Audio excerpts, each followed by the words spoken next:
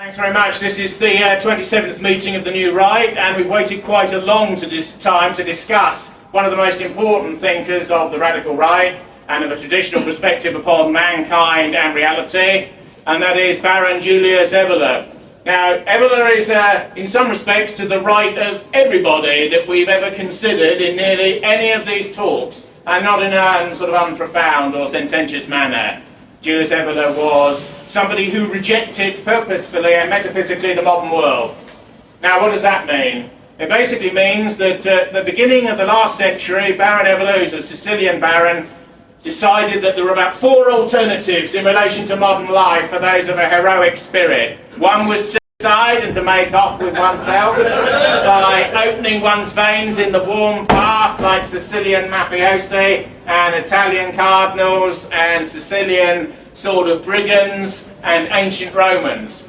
Another was to become a Nietzschean, which for many people in tradition is a modern version of some, but by no means all, of their ideas, and is a way of riding the tiger of modernity and dealing with that which exists around us now. Later, people like Evola and other perennial traditionalists, as we may well call them, became increasingly critical of Nietzsche and regard him as a sort of decadent modern and an active nihilist who has a bit of spirit and vigour but doesn't really have the real position. I make things quite clear. I would be regarded by most people as a Nietzschean, and philosophically that's the motivation I've always had since my beginning. That's why parties don't really mean that much to me, because ideas are eternal and ideas and values come back, but movements and the ways and forms that they take and the expressions that they have come and go.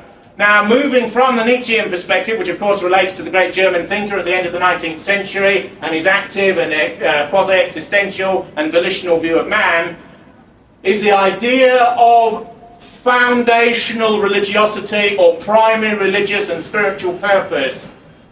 In high philosophy, there are views which dominate everyone around us, and modern media, and everyone who goes to a tertiary educational college such as a university in the Western world. These are modern ideas which are materialistic and anti-spiritual and aspiritual and anti-religious or antagonistic to prior religious belief, so much so that it's taken as a given that those are the views that one holds. All of the views that have convulsed the Western intelligentsia since the Second European Civil War, which ended in 1945, ideas like existentialism and behaviourism and structuralism and so on, are all atheistic and material views. They've been discussed in other meetings. If one goes back slightly, one has various currents of opinion, such as Marxism and Freudianism and behaviourism, beginning in the late 19th century and convulsing much of the 20th century. But these are views that an advanced, Evolian-type perspective rejects. These views are anti-metaphysical and often counter the idea that metaphysics doesn't exist, that it's the school returning of the late medieval period, what was called the medieval schoolmen. See, in some of his books, Evola talks about Heidegger, Martin Heidegger, of course, who got into trouble in the early 1930s for his alleged academic sort of positioning in relation to the most controversial regime of modernity. Heidegger, in my opinion, and I've talked about Heidegger before, is a quasi-essentialist to essentialist thinker. Evola believes he's an existentialist, but that's largely by the by. These anti-metaphysical views are that which surrounds us. All liberalism, all feminism, all quasi-Marxism, all bourgeois Marxism, all cultural Marxism, the extreme left moderated a bit into the centre, high capitalist economics and the return of old liberalism against the Keynesism, which was the soft Marxism that replaced it earlier in the 20th century. All of these ideas are materialistic and atheistic and aspiritual and anti-metaphysical. You could argue that the heroic Nietzschean dilemma in relation to what's called modernity is a quasi-metaphysical and metaphysically subjectivist view, that there are values outside man and outside history that human beings commune with by virtue of the intensity with which they live their own lives. But there is a question mark over one, the supernatural, and two, whether there is anything beyond and outside man within which those values could be anchored. So the idea of an impermanence, the idea of a metaphysical realm, which most prior civilizations, indeed Evola and the traditionalists would say all prior civilizations are based on, is questioned by the Nietzschean compact. It is ultimately maybe the beginnings of a very right-wing modern view, but it is a modernist view. Take it or leave it. The sort of viewpoint that Evola moved towards, and there was a progression in his early life and spiritual career and intellectual and writing career, is towards what we might call metaphysical objectivism. This is called, in present-day language, foundationalism or fundamentalism in relation to religiosity. Fundamentalism, like the far right, are the two areas of culture that can't be assimilated in what exists out there in Prague Street. They're the two things that are outside, and that's why they can never entirely be drawn in.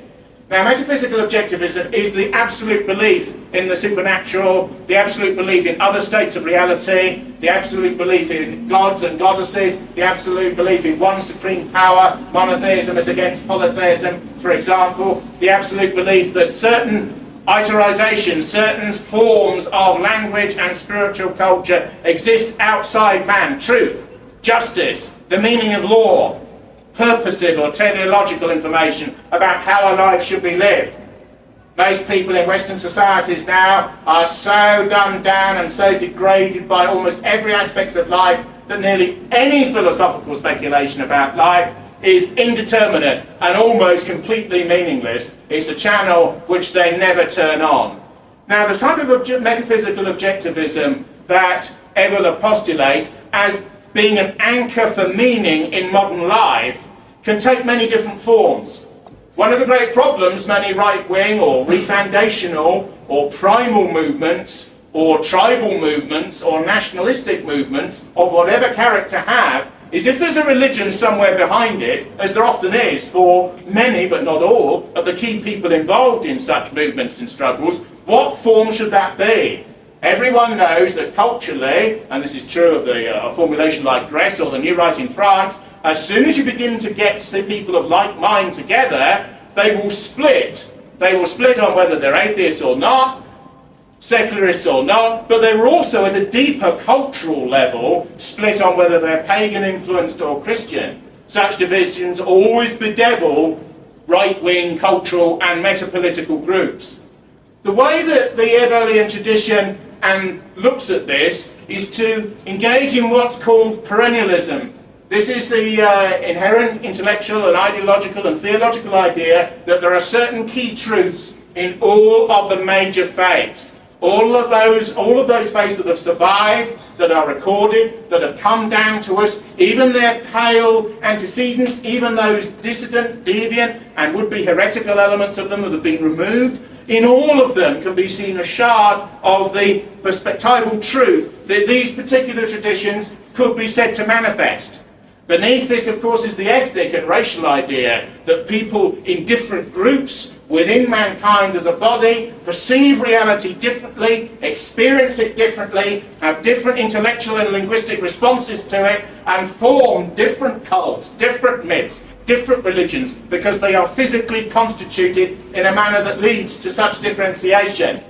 This can lead amongst certain perennialists to a sort of universalism at times, almost a neoliberalism occasionally, where all cultures are of value, where all are interesting, quote unquote, where all are quite slightly interchangeable. But given that danger, the advantage for a deeply religious mind of the perennial tradition is to avoid the sectarianism and negative puritanism, which is inevitably part and parcel of building up large religious structures. As always, a thinker like Evola proceeds from the individual and goes to the individual. This can give thinking of this sort a slightly unreal aspect for many people. Where are the masses? Where is the democratic majority? Where is the BBC vote that decides? The truth is, Evola's not concerned with the BBC vote. He's not concerned with the masses. He regards the masses, and the sort of theorists who go along with him regard the masses as sacks of potatoes to be moved about. His thinking is completely anti-democratic, Machiavellian to a degree, and even manipulative of the masses, as long as it's done within an order of tradition within which all have a part.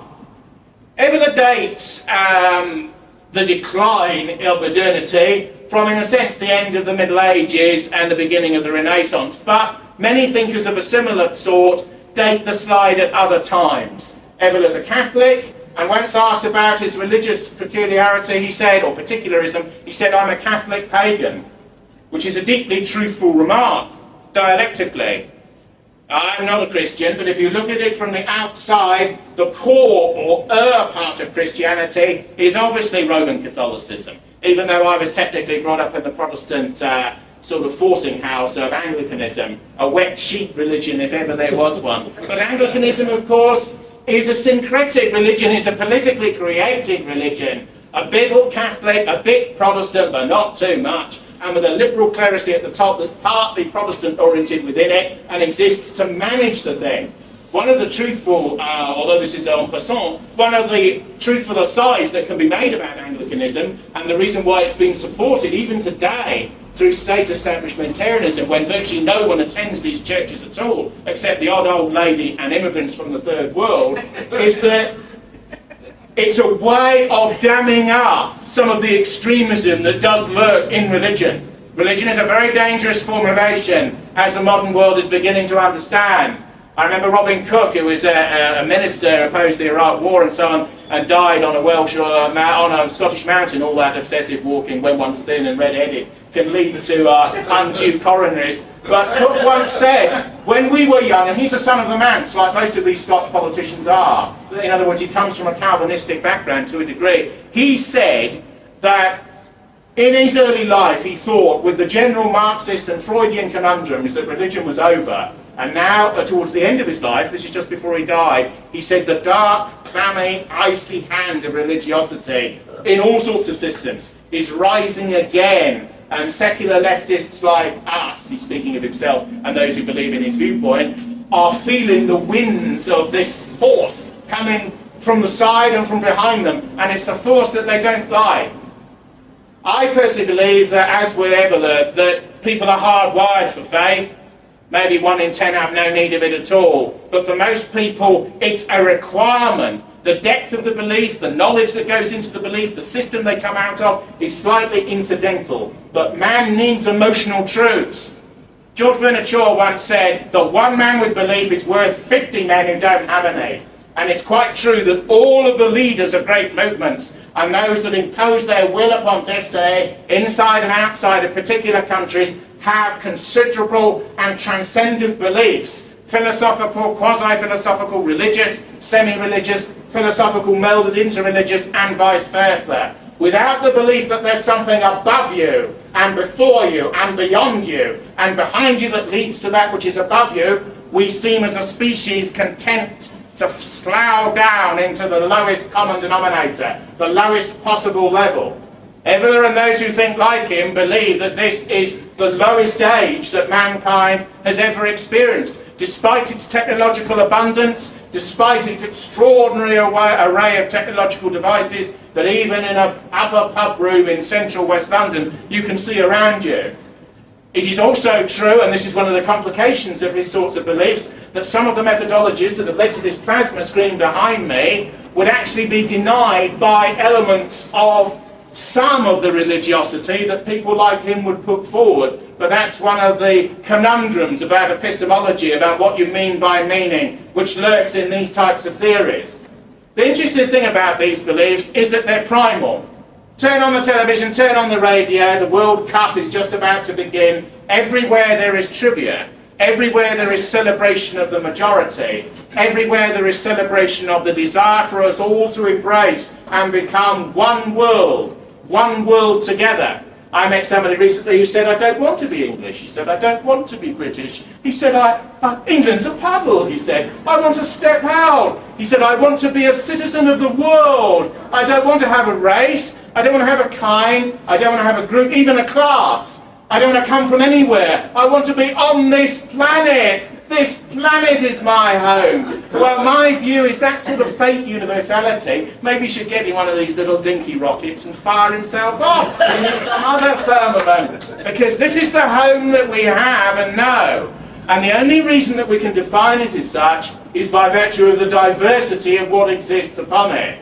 But the number of people who wish to retain that diversity and the pregnant meanings within it seem to get smaller and smaller with each generation. The politicians that we have now are managers of a social system.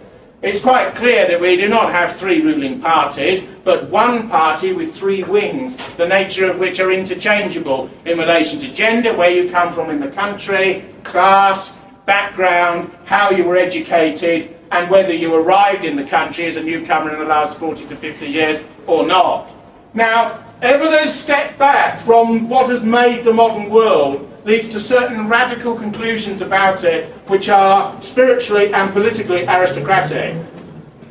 Most people are only aware of the left-right split as it relates to a pre-immigration, slightly organic society, where social class was the basis for political alignment.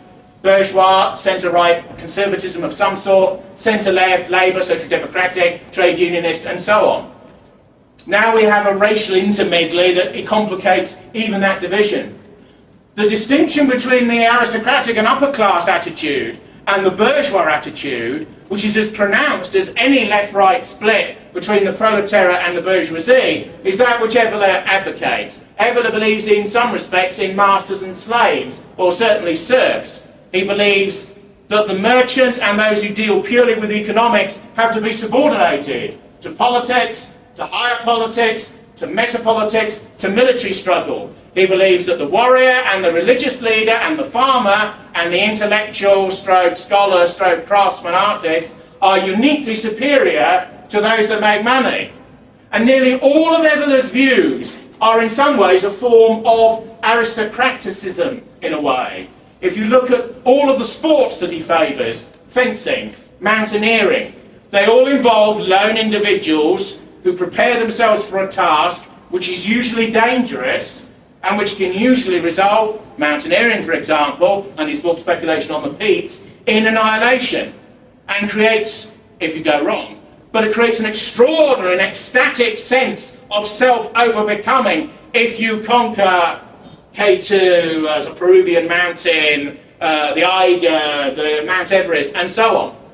And even in the more populist forms of mountaineering, the sort of bearded upper middle class, Chris Bonington sort of cheery mountaineering, as you might call it, there is a streak of aristocratic, devil-may-care and Byronic license. The bourgeois view is, why do that? It's dangerous, it's pitiless, you can be hurt and injured, there is no profit, it serves no higher reason than itself. For Evola, the reason and the purpose is the reason to do it. It is the stages that you go through and the mental states you get into as you prepare and you execute a task which is dangerous. And the same analogy can be extended to martial combat. The same analogy can be extended to sports like ancient wrestling. Modern wrestling is a circus, of course, where the outcome is largely decided by the middlemen who negotiate the bouts between clowns, who can still damage each other very severely. But ancient wrestling was a bout that ended very quickly, and which was essentially religious, which is why the area that they wrestled in was purified with salt in most of the major traditions, and so on. Fencing. Take away the protective gloves and gear, and you have gladiatorial combat between people who are virtually on the brink of life and death. And these are the sorts of, only one step removed, even from Olympics fencing. It's noticed that in the contemporary Olympics, a movement that was founded in modernity on the Grecian ideal, nearly always founded by aristocrats, all of the early victors in shooting and fencing and all these early sports are aristocrats. Of course, the early Olympics have their funny side. Many of the female athletes that won early Olympic competitions were transsexuals. Of course, medical checks were instituted to prevent hermaphrodites and people of diverse genders and that sort of thing from competing in these competitions. But the individualistic sports in a mass age have been disprivileged and are largely regarded as strange wonderland sports that the masses only flip channels over in relation to the Olympics. For a man like Evola and for the sensibility which he represents, things like sport are not a diversion. They are targets for initiation in relation to processes of understanding about self, the other and life that transcend the moment. So one bout leads to another moment of skill. It's as if these moments, which most people always strive to avoid rather than engage upon, are in slow motion. The whole point of Evola's attitude towards these and other matters is to go beyond that which exists in a manner which is upwards and transcendent in its portending direction. This is a society which always looks downwards. What will other people think? What will one's neighbours think? What will people out there think? What will this BBC audience think? What do the masses, left, right, centre, pressing their buttons on panels and consoles, think? The sort of Evolian response is that what they think is of no importance. And they ought to think what the aristocrats of the world, in accordance with the traditions which are largely religious, out of which their social order comes, thinks. You can understand that this is an attitude which has not endeared this type of thinking to contemporary pundits and to the world as it now is. It's also inevitable that whenever those books were published, they would enter the English-speaking world via the occult, via mysticism, via various types of initiated and individualistic religiosity. The whole point about the Western occult, whether one believes in the literal formulation that these people spout, or whether one believes in it metaphorically and quasi-subjectively, is that it's an individualistic form of religiosity. In simple terms, mass religion involves a small clerisy or priesthood, in the old Catholic sense, up there, and the laity are down there, and it's in Latin, medieval Latin, it's slightly mysterious. You partly understand it if you're grammar school educated, otherwise you don't. It's mysterious and semi-initiated, but you don't really know. The mystery is part of the wonder of the thing. You look up at them, and they've got their back to you, and they're looking up further beyond them, towards the divine, as they perceive it. Now that's a traditional form of mass religiosity, if you like. But the type of religiosity with which he was concerned was individualistic and voltaic, and is essentially the idea that everyone in a small group is a priest. Sometimes is a priest and a warrior combined. One of the many scandals that we have in modernity is crimes that are committed by members of various religious groups and organisations. Many traditionalist-minded people believe that the reporting of these crimes in the mass media is deliberately exaggerated in order to demonise any retrospectively traditional elements of a prior and metaphysically conservative type in the society. But if one looks at it another way, and one of the things about Evola is the creativeness of the aristocratic mind that looks at essentially centrist and bourgeois problems in a completely different perspective.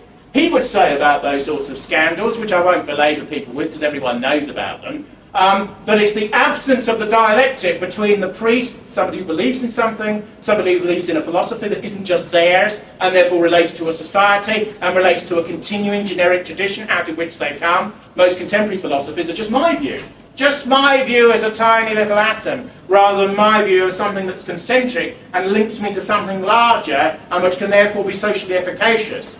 But from an Evolian perspective, the absence of the warrior or the martial and soldierly traditions and its interconnection with belief and the individual who believes is the reason for decadence or deconstruction or devilment or decay in these religious organisations. In his way of looking at things, there's a seamlessness between the poet artist, the warrior and the religious believer. They're different formulations of the same sort of thing because they're always looking upwards. And in a way are deeply individualistic and egotistical, but transcend that. Because the concentration on oneself, on one's own thinking, one's own feeling, one's own concerns, one's own attitude towards this mountain, this woman, this fight, this text, is conditioned by that which you come out of and move towards. Evola doesn't believe in progress, nor does the tradition that he comes out of. They don't believe in scientific progress, they don't believe in evolution, but his anti-evolutionism is strange and interesting. It's got nothing or almost nothing to do with creationism and with, if you like, the evangelical politics of certain parts of what you might call the Puritan American right, for example. His attitude is a reverse attitude, which in a strange way is an involuntary and inegalitarian way of looking at the same issue.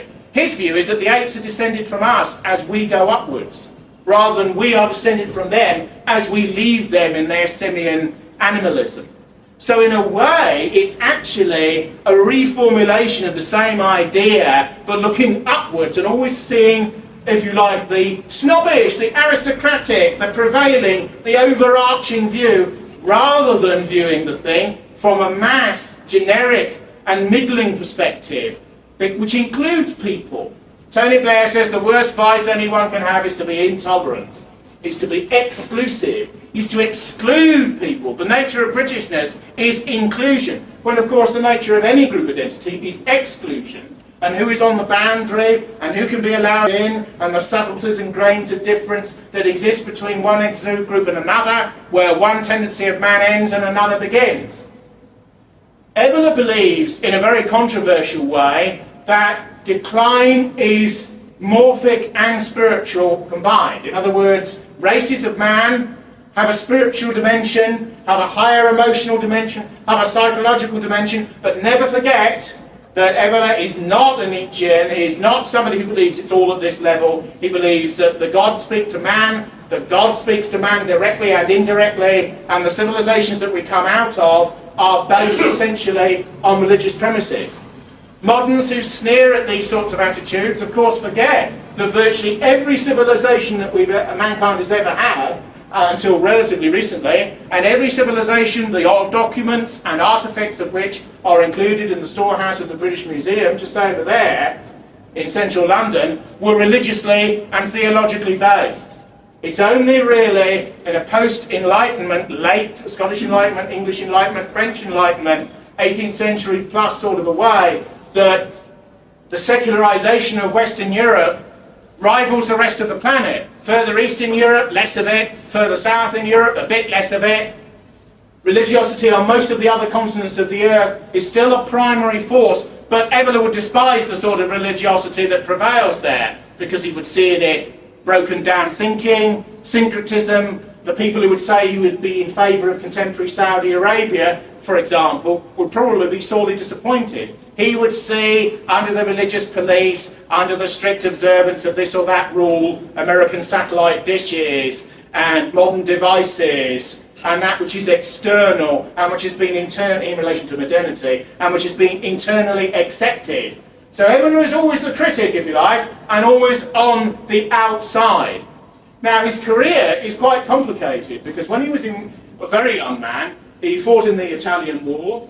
In the First World War on the Italian side, they of course fought on the quote-unquote Western or Allied side in that war, as is often forgotten. There's some extraordinary photos of him on the internet in these goggles and these helmets, looking extraordinarily fascistic, you know, and that movement hadn't really even been created then, you know. He looked like that in a D'Annunzian type way, stylistically, even before the gesture itself. Evola, of course, partly disapproved of fascism and National Socialism, even though he became very heavily implicated and or involved in both of them, because in his view, they weren't right-wing enough. They weren't traditional enough. They weren't organic enough. They weren't extreme enough. Evola is probably the only thinker in the 20th century who has written a slim volume criticising National Socialism from the right, not from any point to the left. He only aligned with these movements because they forced modernity to question itself, and because they were anti-democratic, and because they were ferocious and desired morally and semi-theologically, because few, including liberal critics, would deny that there was a semi-theological insistence to most of the radical European movements, even of the left, but certainly of the right, in the last 20th century, certainly the first half of the last century. And Evola saw in these movements a chance, but no more, which is why he flirted with them, why he wrote for fascist magazines in Italy, why he went to colleges run by Hitler's SS in Germany, why he was disapproved of by them, why he had sympathisers, Ernst Jünger-like, in them, partly protected him, why he was allowed to write with a degree of freedom, whilst giving a degree of loyalist obeisance to these structures, and yet at the same time to remain outside them.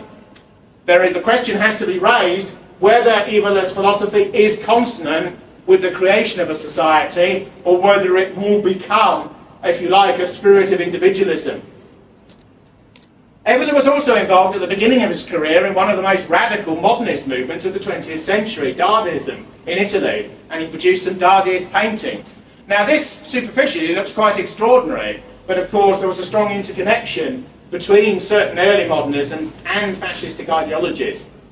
The reason that he became involved in Dadaism is quite interesting, and of all things there is a talk on YouTube that lasts 4.5 minutes in which Evola, as an old man, explicates why he was involved.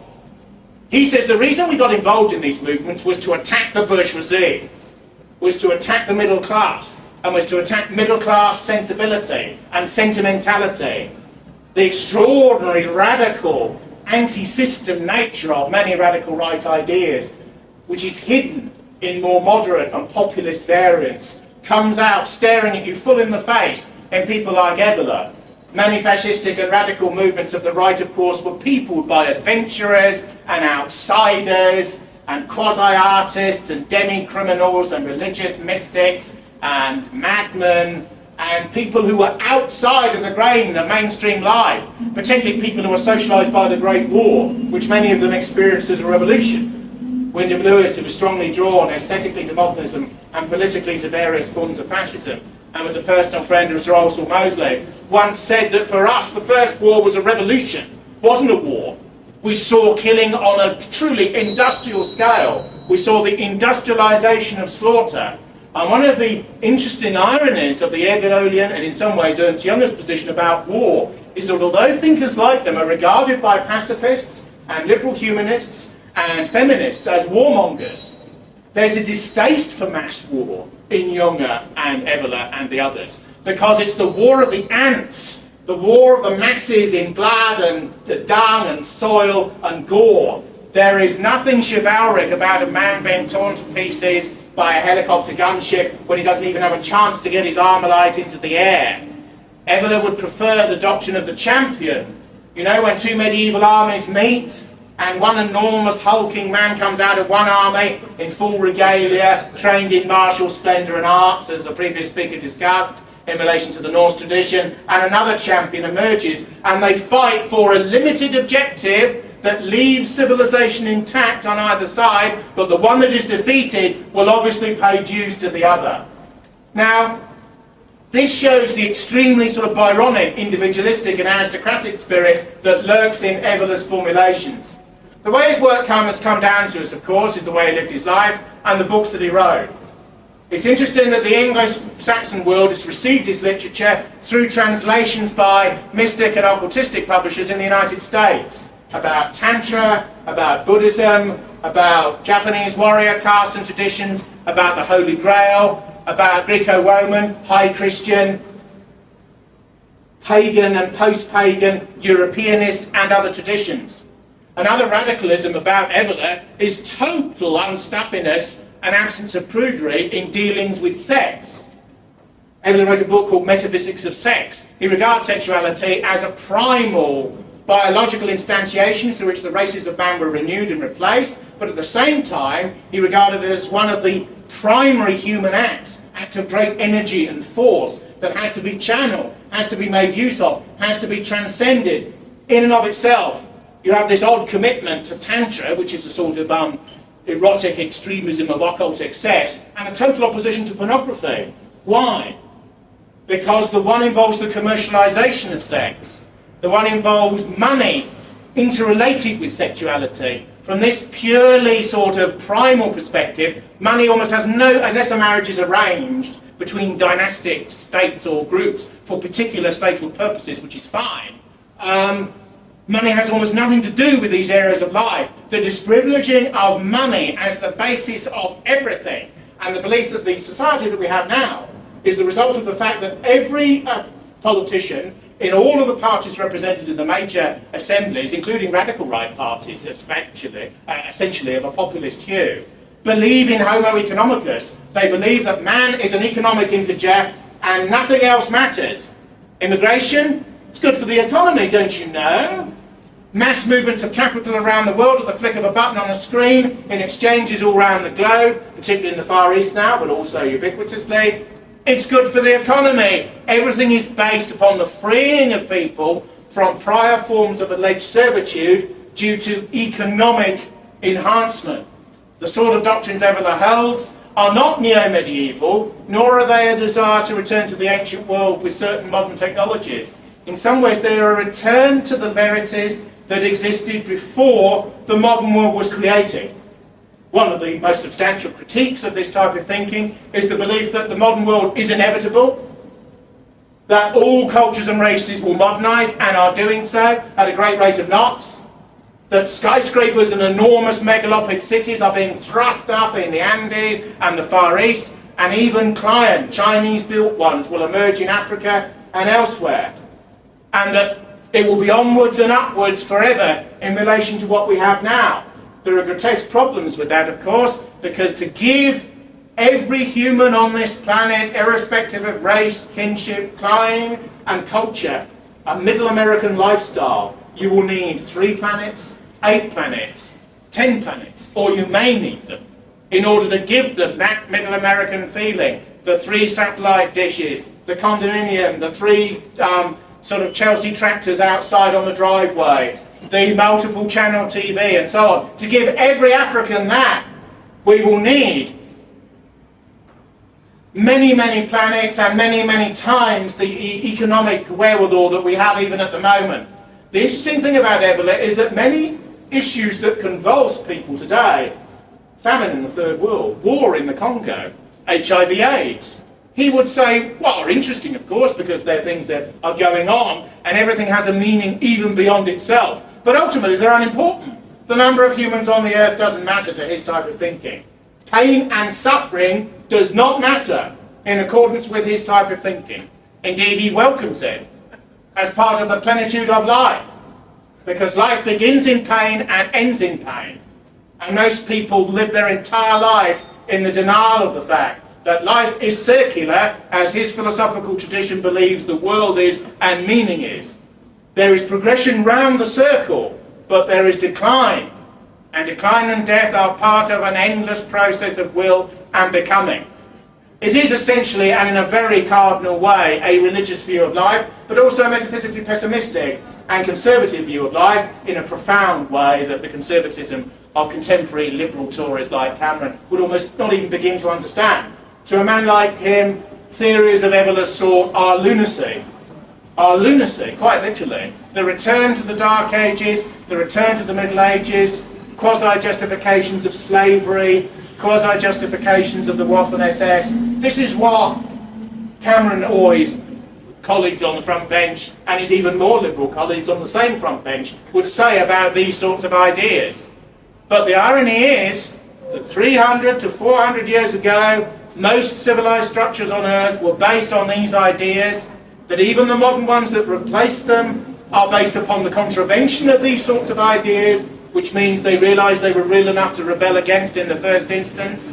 And it's also true that even in the high point of modernity, post-modernity, hypermodern reality, all the phrases that are used, when a war occurs, when the planes go into the towers in New York, when the helicopter gunships stream over Arabian sands, you suddenly see a slippage in the liberal verities and in the materialism and in some of the ideas which are used to justify these sorts of things. Not much of a slippage, but you suddenly see a slippage, what occultists and mystics call a rending of the veil, a ripping of the veil of illusion between life and death. What life is really about. Is life really about shopping? Is life really about making more and more money? Is life really about bourgeois status when one already has enough to live on? Is life really about eating yourself to death? These are the sorts of things that Evola's viewpoint pushes before people, which is why the majority will always push it away. Its political texts are essentially Revolt Against the Modern World, Men Amongst the Ruins, and sort of Riding the Tiger, which explore the nature of a man who is born now when most of the prior traditions of his culture and his civilization have collapsed. Civilization of man. The fact that Western cities have turned into third world sort of zones. The fact that semi-criminality is endemic. The fact that you go into a street, graffiti is there, rap music blares from a passing car, 20%, 40% of the street has no relationship to you aesthetically, or ethnically, or racially, or culturally. Evola would see this as part of the inevitable climate of decline and spiralling downwards towards matter, which is intentional and volitional. The most controversial area of Evola is when he begins to unpick and reformulate many classic propositionalisms of what might be called the old right to determine what has occurred and why. Evola is essentially, although he began in a more subjectivist and changeable mood, Evola is essentially a deeply religious and aristocratic man. This means there is always a reason. Liberals believe that everything is a confusion, and everything is contingent upon itself, and everything is an accident waiting to happen. But like Christ in the New Testament, who believes that when two birds fall to the ground, the Father is aware, Evola believes that there is always a purpose and a reason. Evola believes that civilizations are collapsing in on themselves and tearing themselves apart internally for reasons that are pushed by elites and by forces which are manifest within them that will that desire.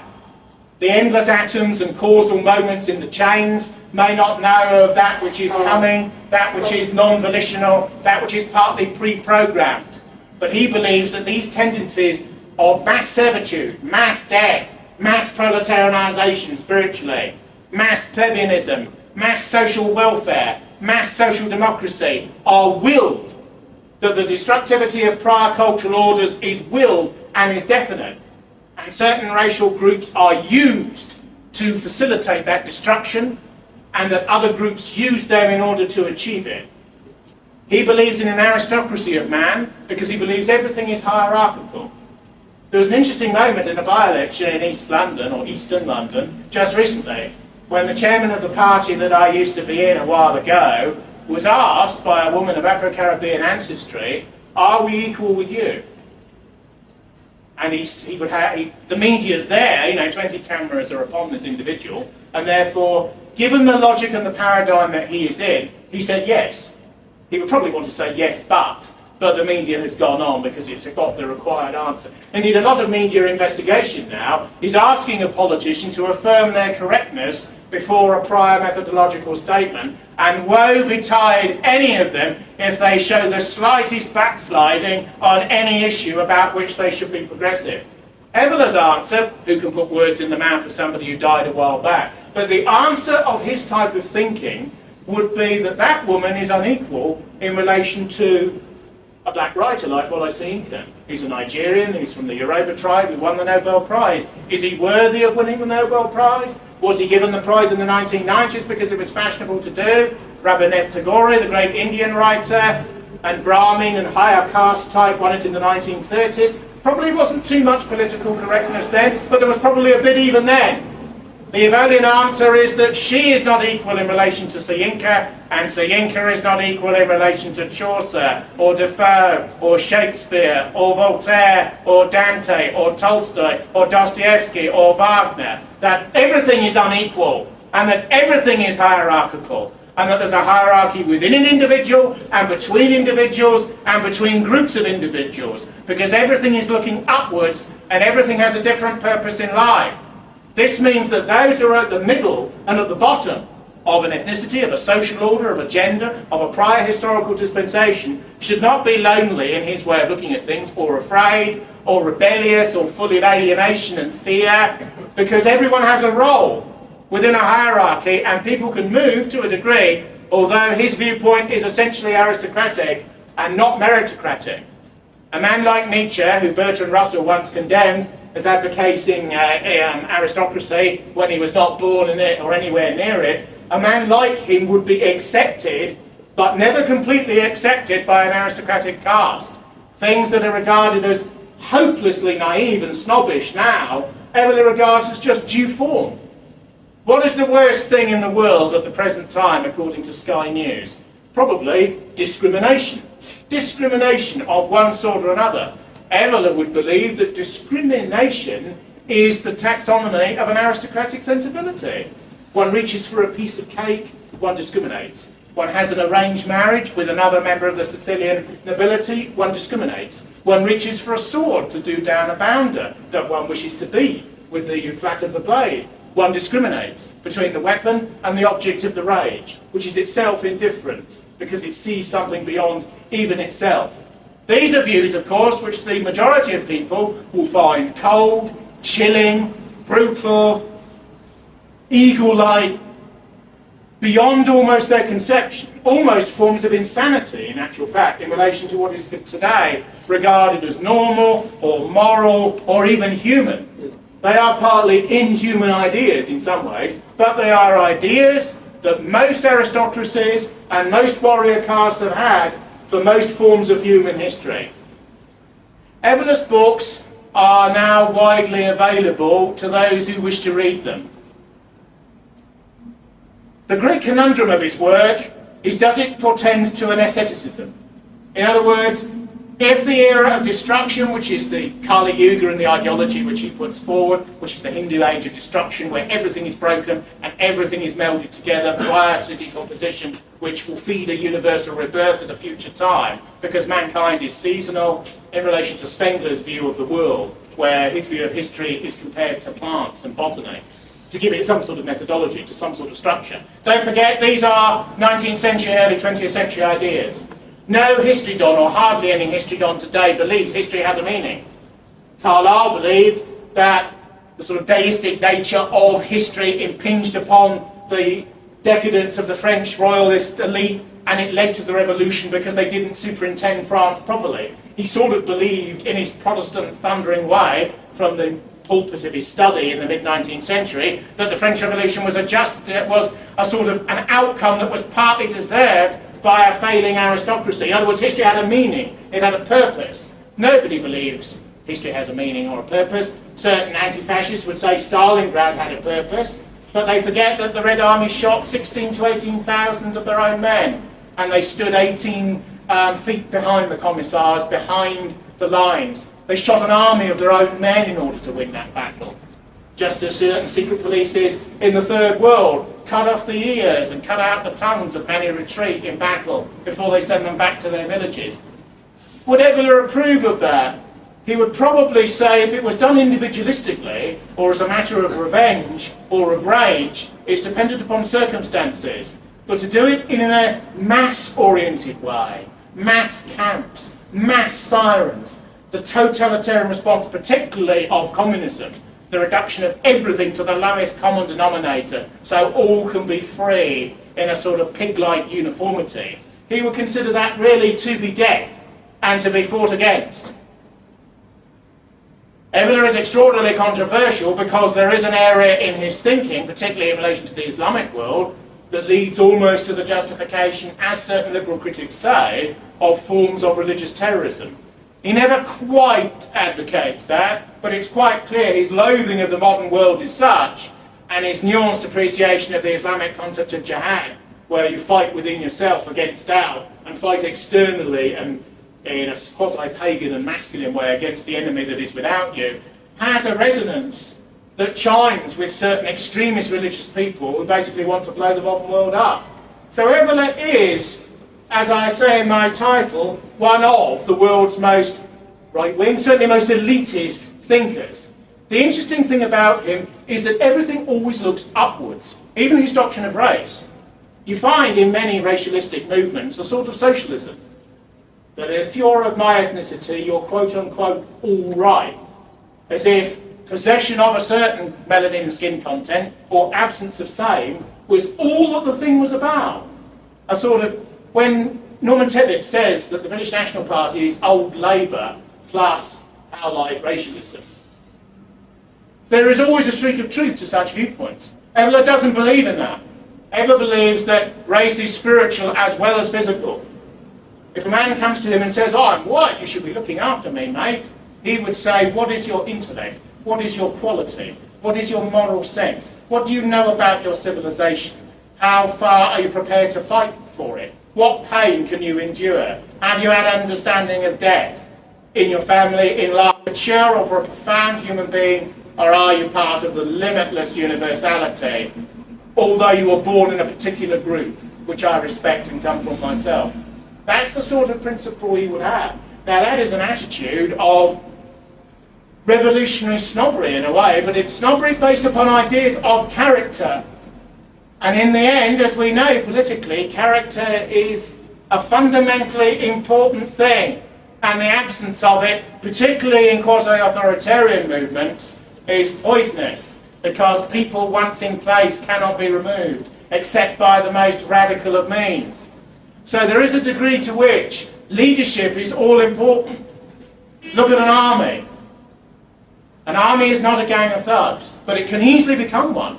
An army can easily become a rabble, but armies are controlled by hierarchies of force, the nature of which is partly impalpable. Each squad has a natural leader. Each squad has an uncommissioned officer. Each squad has an officer above them. Each squad has an officer above them. In real armies, German, British armies of the past, one officer goes down, somebody replaces them from lower down, assumes immediately the responsibility that goes with that role. Even if all the officers are gone, and all the non-commissioned officers, the natural leader, the one of the 5%, most behavioural anthropologists believe that 1 in 20 of all people have leadership criteria and step forward in a moment of crisis and are looked to by the others because they provide meaning and order and hierarchy in a moment of stress. Have you ever noticed that when people undergo disaster, or when they're in difficulties, they look for help, but they also look for people to lead them out of it? Leaders are never liked, because it's sort of lonely at the top. But leadership is like probably the desire to believe in something beyond yourself, is inborn. And while the principle of leadership remains, where in even democratic societies, leaders are required in order to energise the democratic masses. Don't forget, most of the Caesarisms of modernity are red forms of Caesarism, forms of extreme authoritarianism and even pitilessness, all in the name of the people, all raised in the name of the masses and their glory and their freedom, their liberty and their equality. When Forbes magazine says that the Castro's family's wealth in communist Cuba is $70 million US, when it calls them communist princes, when it's, don't forget, an ordinary man in Cuba can be imprisoned for owning his own plumbing business. When you realise that these people are princelings of reversal, you sense that some of the hierarchies, although they wear different names and different forms, are now occurring in an entropic phase or in a culture of decay, do relate to many of Evola's ideas. He would say, even in reversal, he would say this is because these ideas are eternal and are perennial and will out in the end. The traditional political right-wing criticism of these sorts of ideas is that they're purely philosophical, they relate to individuals and their lives, they tend to hermeticism and the ascetic view that a learned spiritual man, a man of some substance, can go off and live by himself and the rest can rot down to nothing and who cares. They say that they feed a sort of post-aristocratic misanthropy. Look at our own aristocracy. They probably lost power in about 1912. They were never shot like in the Soviet Union. They were never beheaded like in revolutionary France 200 years before.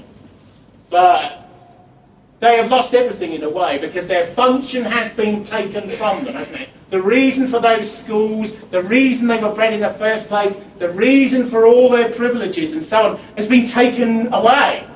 The fascination with the Lord Lucan case in the 70s, the sort of decline of that class, you know, he listens to Hitler's speeches at Oxford, beats the nanny to death, can't even get the right woman in the basement. This sort of thing, couldn't even get that right, you know, couldn't even get the crime right, you know. It's the decline of a class, isn't it? You know, going down and knowing they've gone down as well. It's sort of Oswald Mosley, his son enjoys being dressed up as a woman and spanked, and his son's just died of a heroin overdose. And it's not, and yet Oswald Mosley is in that family chain. You don't need to really think that there is a sort of efflorescence there. It's a bit unfair on that family and so on. But don't forget, this was a class that was born to pitilessness and rule. This was a class that identified with eagles. That's why it put them on their shields and on their ties and on their schools.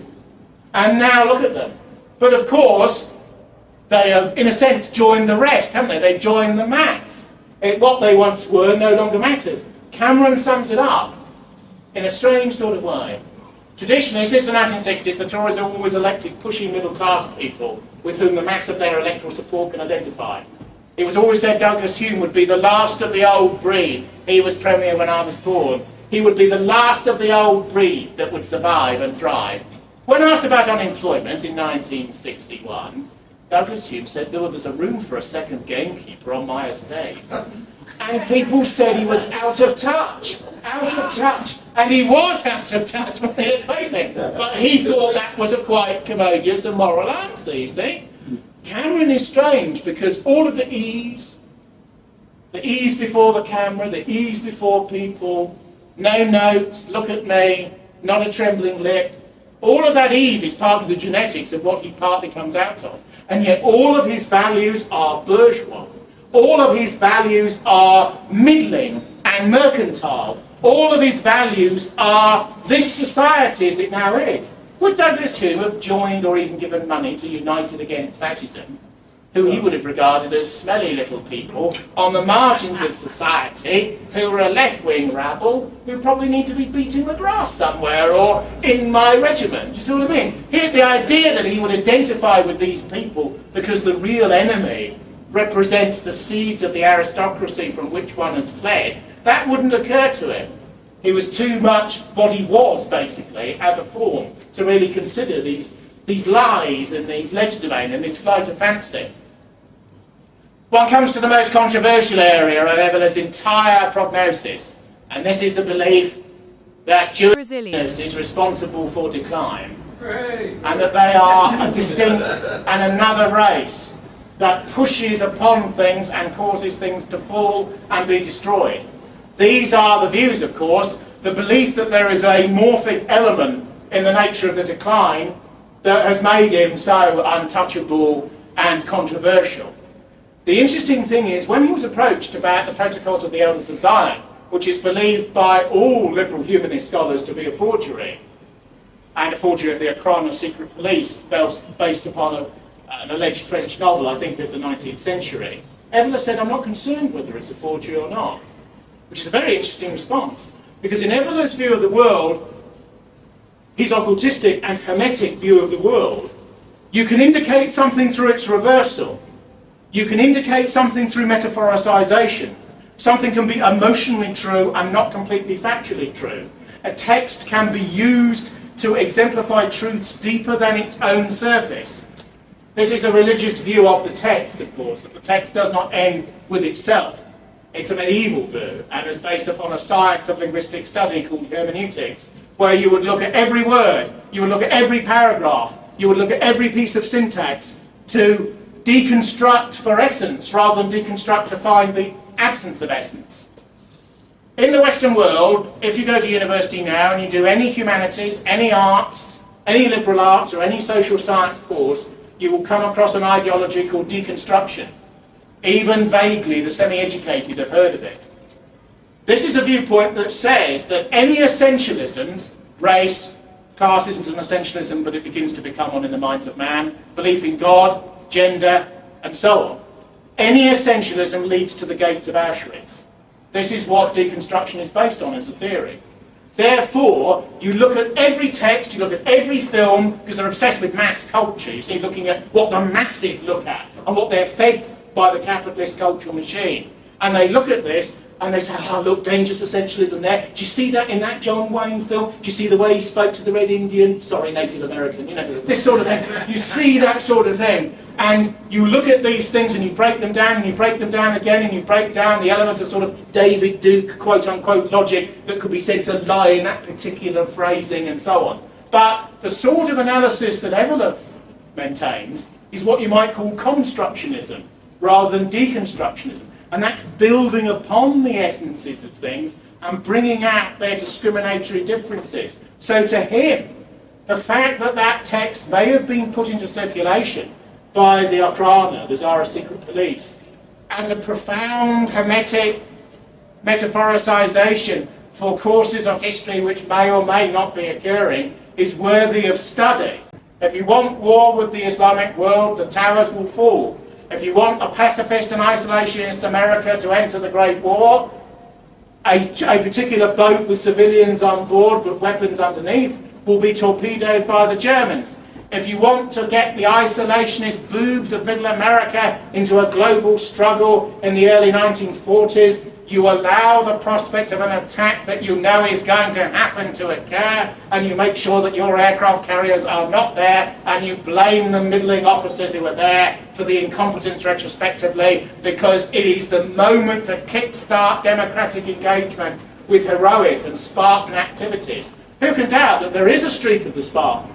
when an American Marine goes up a beach in Iwo Jima, or when he fights in Fallujah, some of the modern world has certainly fallen away for that man as he faces oblivion in warriorship against the other, even within the modern. And people like Evola and Younger would realise that. There's even at times, in the extremity of modern warfare, a return to the individual. What about these American pilots and these other pilots, these Russian pilots, who fly in these planes and the warrior is part of the plane? You know, they have a computer in their visor and they have all sorts of statistics that are coming up before them, and it's like a man who's an army fighting on his own, isn't it? He's got an amount of force in under his wings, which is equivalent to an army of centuries ago. So you have a return to elite individuals trained only for killing and warriorship at the top tier of present Western advanced military metaphysics. Because the interesting thing about Evola's way of thinking is it's creative.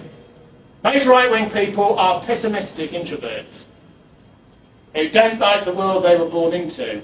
But Evola seems to me to be, in some ways, an extravagant, optimistic aristocrat who always sees not the best side of everything, but the most heroic side of everything that goes beyond even itself.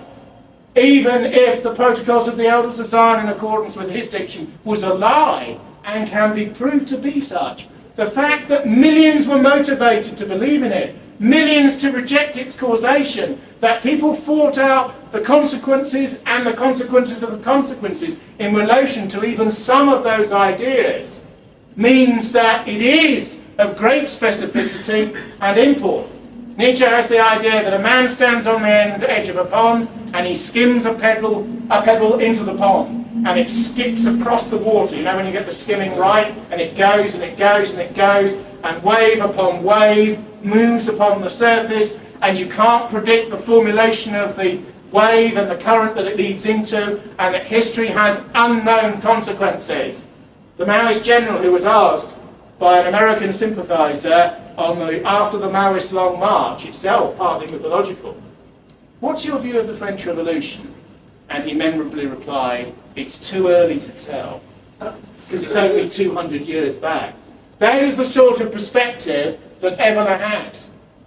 And although there will be crushing defeats, and men are now of his sort, aristocrats of his sort, for whom the modern world has no time, play polo, waste your money, sort of go to brothels, gamble all the time. There's no role for you.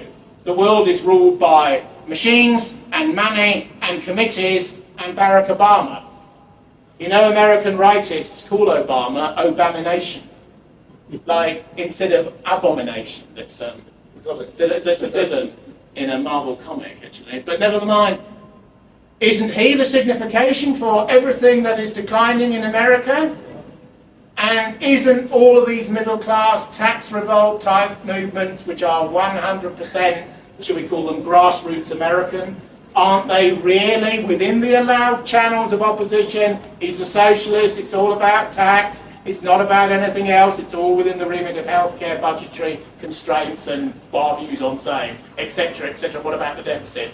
Aren't all of these movements and the sort of rage that they contain elements and spectrums of what he would call anti-modernity or semi-anti-modernity within modernity? None of us know what the future will hold, but it is quite clear that unless people of advanced type in our group believe in some of the traditions that they come out of again, they will disappear. And in Evola's view, they would deserve to disappear. So my view is whatever one's view, whatever one's system of faith, and don't forget, in the Greek world, you could disbelieve in the gods and think they were metaphors, you could kneel before a statue of them, or you could have a philosophical belief in between the two. And all were part of the same culture, all were part of the same city-state, and if called upon as a free citizen to defend it, even Socrates would stand in line with his shield and his spear. All of Evola's books are now available on the internet. The most controversial passages about morphology and ethnicity are all available on the internet. Read Julius Evola. Read An Aristocrat for the Past and the Future. And look back at the perennial traditions that are part and parcel of Western civilization and can fuel the imagination and fire even of those who don't entirely believe in them. Thank you very much.